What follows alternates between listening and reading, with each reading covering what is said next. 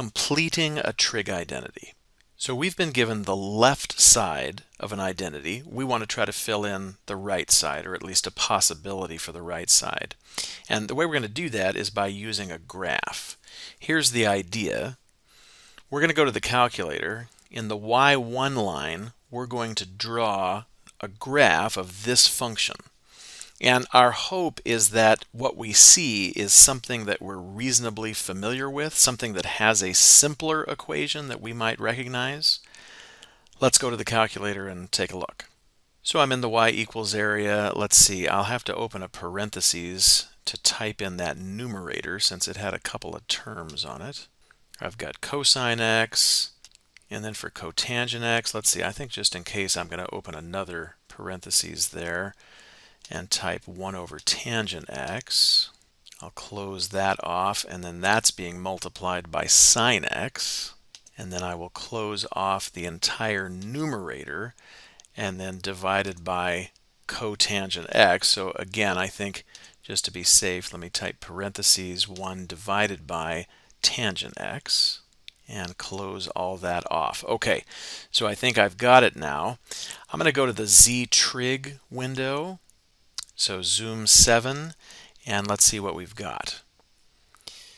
Okay, so I'm looking at this graph. One thing that's interesting, it looks like it has a little bit of a break there. That's probably because cotangent is 0 there, and you can't divide by 0. I don't have to worry about that though. An identity is true only for values for which it is defined. So I can just concentrate on the overall shape here. Starting at the y-axis, what I see is a hill and a valley. And so immediately I think, well, it seems like this is just a sine wave. In the Z trig window, we count by pi over 2's. So this is pi over 2, pi, 3 pi over 2, 2 pi. This is just the regular period of the sine function. The only thing I think that's different, there wouldn't be any phase shift. The midline is right here at the x-axis like it's supposed to be. It does look like though the amplitude is 2. The y-axis counts by 1's in the Z-trig window. So other than the amplitude change, I think this is just the regular sine function. So what we're saying then is we think this is just the graph of y equals 2 sine x, the 2 for the amplitude. It's easy enough to check that out. I'll just come back here, I'll type in 2 sine x, and I'll hit the graph button, and we'll see if the two pictures match. And sure enough, that red graph came up right on the blue graph, and so the two graphs match. Well, we've determined then that a simple way to complete this identity would simply be to write 2 sine x over here.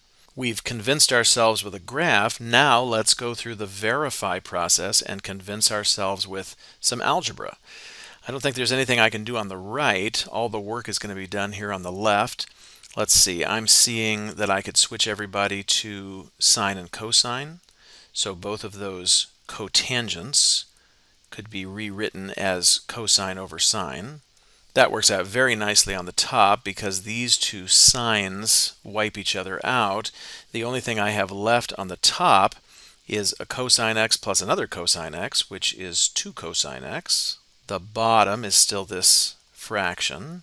This is a complex fraction. The only little denominator is sine x. So if I multiply this top by sine x and this bottom by sine x, let's see where that takes me.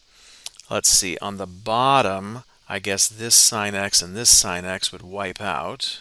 Let me continue over here. So now I have 2 sine x cosine x up top, and then cosine x on the bottom. I'm looking at a bunch of factors. There's no adds or subtracts, so any of these things are fair game in terms of dividing them out. And of course I have cosine x matching on the top and bottom, and when I divide those out, I'm left with 2 sine x. And so sure enough, we have now verified what we determined from the graph, that in fact this is an identity. Thanks for watching.